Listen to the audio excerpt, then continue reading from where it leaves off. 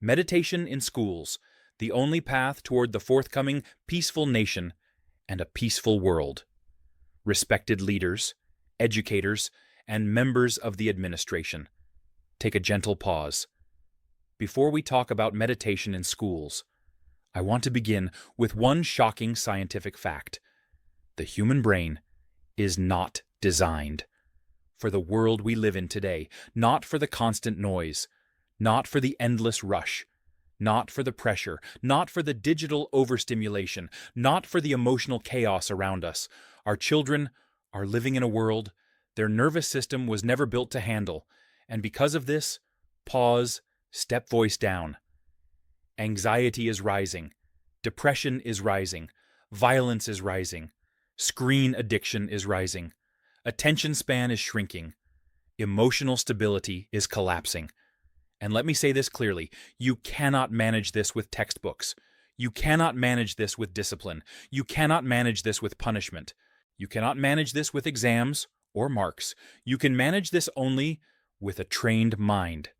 And the only scientifically proven way to train the mind is meditation. Meditation is not a spiritual luxury, it is mental survival. Before the brain collapses under stress, before the emotions explode in anger, before society crumbles in anxiety, we must teach our children how to manage their mind. And here is the second shocking truth. Meditation is not difficult until adulthood destroys the mind's natural calm. Children who learn meditation can master it effortlessly. Adults who never learned it struggle and suffer.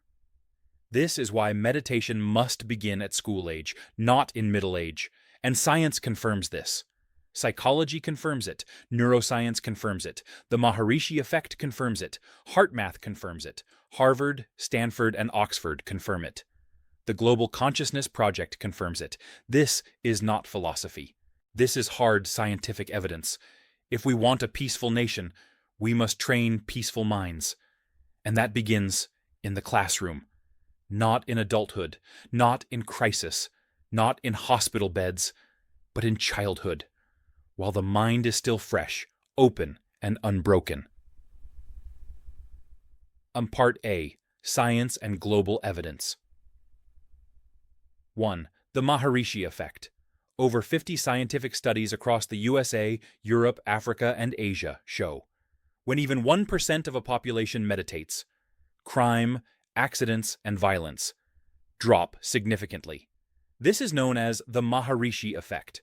Major documented results include 13% drop in violent crimes, Chicago study, 22% reduction in Delhi crime rate, Global Meditation Project, 23% drop in U.S. national violent crime during group meditation experiments, 72 scientific papers validating the effect these studies clearly show.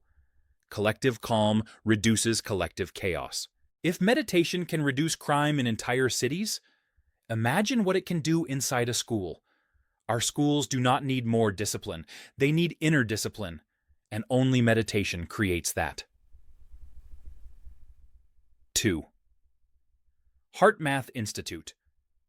The HeartMath Institute in the USA studied thousands of students and professionals. Here's what they found. Meditation increases heart-brain coherence, which improves decision-making, focus, and emotional stability. Meditation smooths and stabilizes the heart rhythm, reducing anger, fear, stress.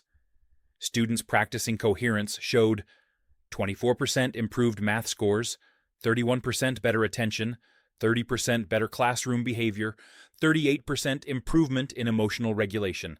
This is not philosophy. This is biophysics and neurocardiology. Stunt. 3. Global Consciousness Project. The Global Consciousness Project at Princeton University studied how human consciousness affects physical systems. They found that during global meditation events, during mass prayers, during peaceful gatherings, random number generators across the world show high statistical coherence. In simple terms, when human minds become calm together, the world itself becomes more orderly. This is scientific proof that meditation in many children, Stability in society. Schools are the best place to start this. 4. Harvard research. Harvard neuroscientist Dr. Sarah Lazar discovered meditation increases gray matter in the prefrontal cortex, focus, decision-making, the hippocampus, memory, the temporal parietal junction, empathy and compassion, and meditation decreases the size of the amygdala, the brain's fear, stress, and anxiety center, meaning children who meditate become calmer, smarter, emotionally stable. Beaarteint 5. Stanford University. Stanford found that mindfulness-based stress reduction reduces anxiety, improves emotional balance, decreases reactive behavior, increases academic performance. This is essential for students dealing with exam pressure, social anxiety, comparison, peer pressure. 6. Oxford University. Toxford studies show meditation is as effective as antidepressants. It teaches emotional awareness, reduces impulsive behavior, lowers aggression, enhances resilience.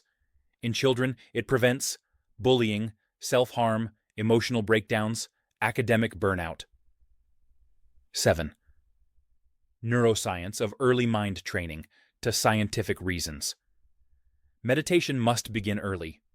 The prefrontal cortex in children is not fully developed. Meditation strengthens it permanently.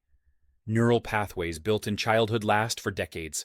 Meditation builds calm, stable, focused pathways. Emotional habits learned early become lifelong. Regulation at age 5 is better than repair at age 40. Adults struggle because their minds are already conditioned. Children learn meditation in minutes. Adults take years. This is why meditation must become part of the school curriculum, not an optional activity.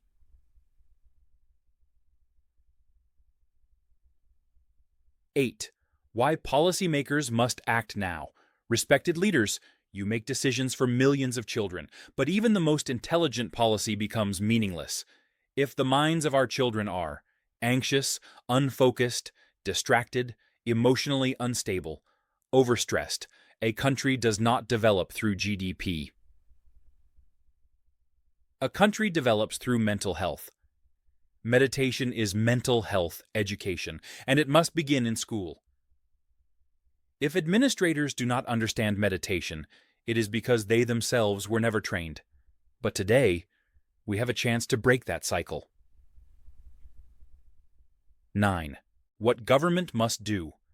A modern curriculum must include daily 10 minutes meditation, weekly mindfulness class, mindful eating and walking, emotional regulation training, practical stress management, compassion training, scientific explanation of meditation. These are not religious practices.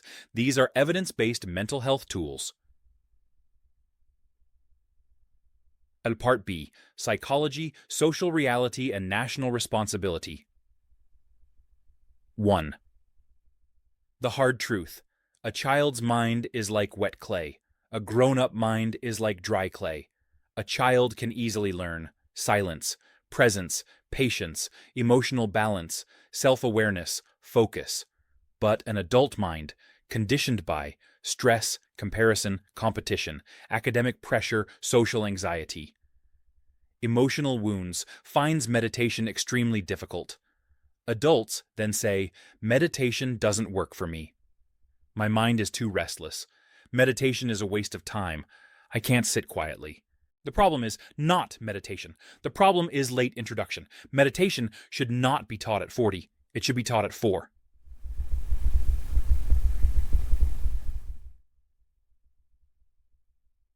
2. Yoga is not only stretching. People think yoga is just stretching, bending, physical fitness. But true, yoga has 8 limbs. Only 1 involves the physical body. The rest involve breath, discipline, mental clarity, inner stillness, awareness, meditation, union with consciousness. Without meditation, yoga is incomplete. Schools must include the mind training part of yoga, not just the sports part. 3. Why meditation must be in the curriculum. Countries with school mindfulness programs show 60–70% drop in bullying, major reduction in aggression, higher academic performance, lower anxiety and depression, better attention span, increased empathy and kindness, improved classroom behavior. These are globally documented outcomes. 4. Meditation is national development. A peaceful, emotionally healthy generation is more valuable than roads, buildings, factories, smartphones, because the future of the nation lies in the mind of a child. A calm, focused, compassionate child grows into a balanced adult, a stable leader, a peaceful citizen, an emotionally intelligent contributor. Meditation is not a spiritual luxury. It is national investment. 5. Adults who criticize meditation. Adults say, meditation is unproductive. Do something useful. Sitting quietly is a waste of time. But these same adults cannot focus, cannot sleep, get irritated, overthink, suffer anxiety. Break down emotionally.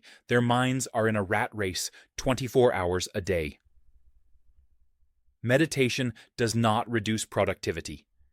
Meditation increases productivity.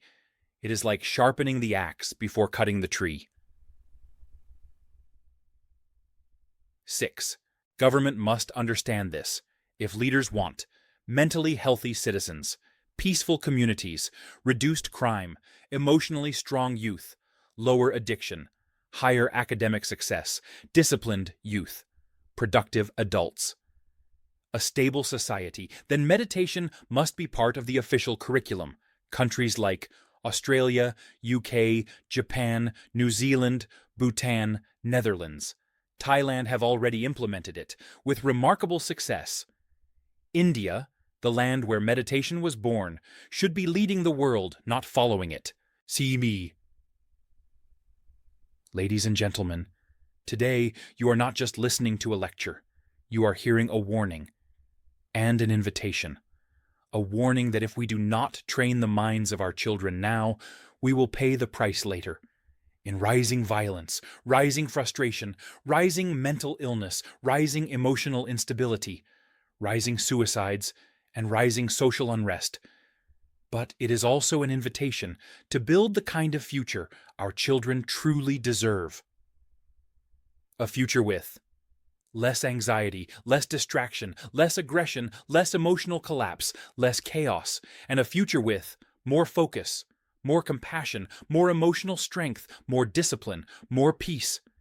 Every leader dreams of a peaceful, stable, intelligent society. But such a society cannot be built through laws, punishments, or pressure. It can only be built inside the mind of a child.